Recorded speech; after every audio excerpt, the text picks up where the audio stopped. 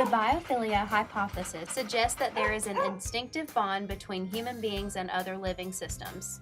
Many experts have testified to the relationship between recovery and interaction with animals in a cathartic state. Anecdotes have long been recorded about the benefits of animals in the rehabilitation process. Edward Wilson introduced and popularized the hypothesis in his own book that was titled Biophilia. We all know the stereotypes of a man's best friend. I see it daily here at the park. I see kids come in with their parents sometimes, and they're not just drawn to their dog, they're drawn to all the dogs. It's all the dogs in the park are going to be doing that. They just run and play and jump on them, and they jump on them. The dogs jump on the kids, and the kids jump on the dogs, and it's just a mad party. I have 5 dogs, so every time that we have company over, a lot of them bring their kids over just to play with the dogs, or they come over just to visit, and they're like, let's go play with your dogs. And it's just the enjoyment that people really get out of being around and having the company of a dog. I feel like it's taking away the absence of no companion versus having a companion. Some people don't have another human in their life, so when they have a dog, it's kind of like their own kid, so it's kind of like man's best friend. What is important to keep in mind is that many animals can be used in these animal assistance situations, such as horses, rabbits, birds, fish, and many more. Animal-assisted therapy, AAT, is a type of therapy that involves animals as a form of treatment. The goal of AAT is to improve a patient's social, emotional, and/or cognitive abilities. I started working a lot with animal-assisted therapy probably when I was middle and high school. It was mostly at that time it was an outside outlet to be around horses for me. I loved horses, and hippotherapy there's a hippotherapy clinic near my house, and it did a lot with using horses with kids with disabilities ranging from autism to cerebral palsy to basically any type of disability. These kids would come, they would groom their horse and help get it ready, they'd help tack the horse up, and then they would ride for about an hour on the horse and do different activities. Could be throwing a basketball into a hoop, and these horses, they're trained to be bomb-proof. Most of the horses are donated, so we had a show jumper, and he was retired, and a pure Arabian, beautiful horse. There were pintos, there were all different colored horses. We even had mini horses for kids that couldn't get on the horse, that just needed to love and groom an animal, and that was fun. For me, it was a fun experience, more than I didn't think about it as this therapy for the kids, it's therapy for me. Understandably, there is a skepticism with such programs. Not everyone is a believer, and many people have learned firsthand just how useful and effective these therapy methods can be.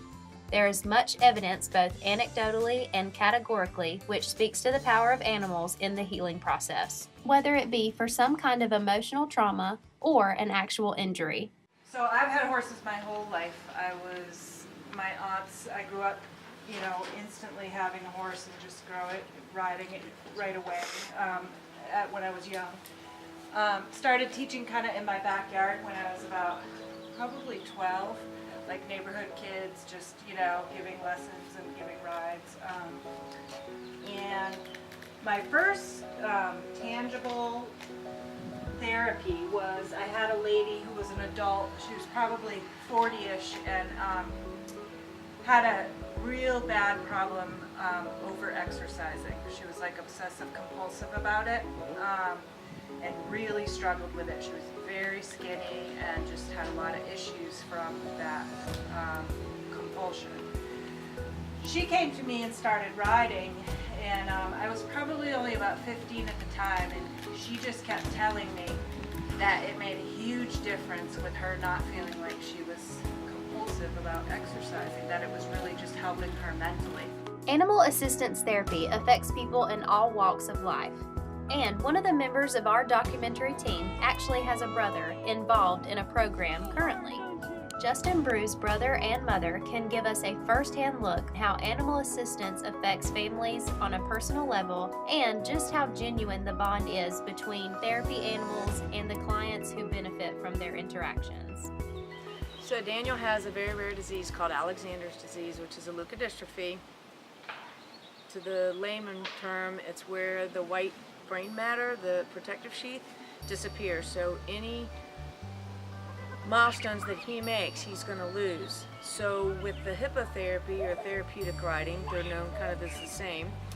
It's going to help keep his hips strengthened. It'll help build his core. And just the magic that kind of happens when you get an animal and a child together, a special needs child together, there's just that chemistry. So what these kids do is when they're on a horse, it almost gets their body going in that walking movement. So it will, as I said before, it'll help strengthen his core because he has low muscle tone, and it'll also help strengthen his legs because his legs and hips right now are getting a lot weaker. So we're hoping that some of the things that they have him do will slow that down and that he'll actually stay a little bit stronger for a little longer. Since the dawn of civilization, humans and animals have shared a powerful bond.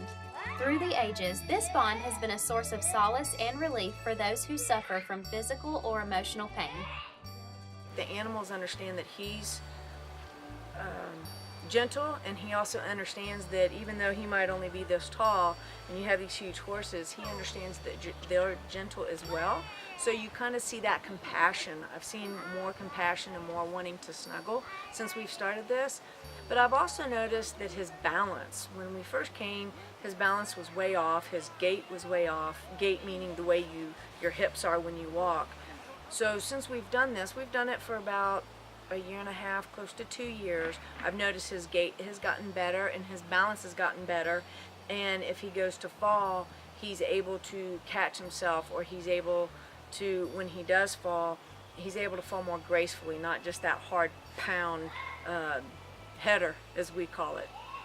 So I've just noticed that kind of strength with him and the gentleness with him since we've started this program. With new research and a continued commitment to professionalism, AAT will continue to grow in mainstream healthcare, acceptance, and practice. My name's Gail Wilson. I'm a therapeutic riding instructor certified by PATH International.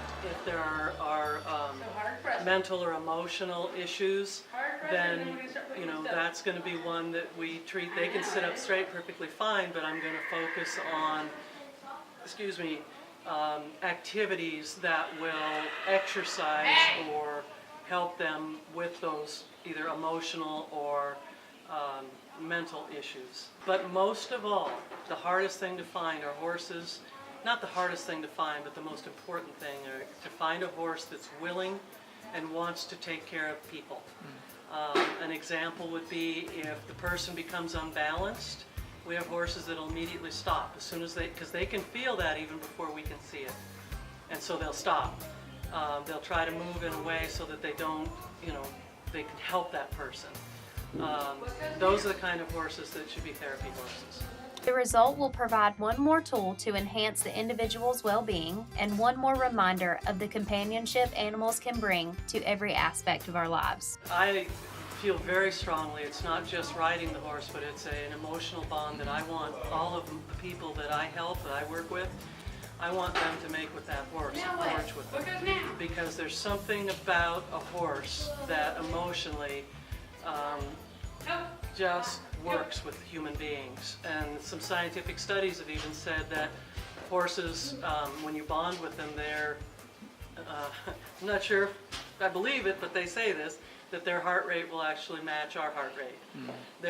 I just can tell you from being raised on a ranch full of horses that they're the most amazing creatures in their ability to sense things and sense us and how we feel. And it's just unbelievable. I think that they have senses that we can't fathom.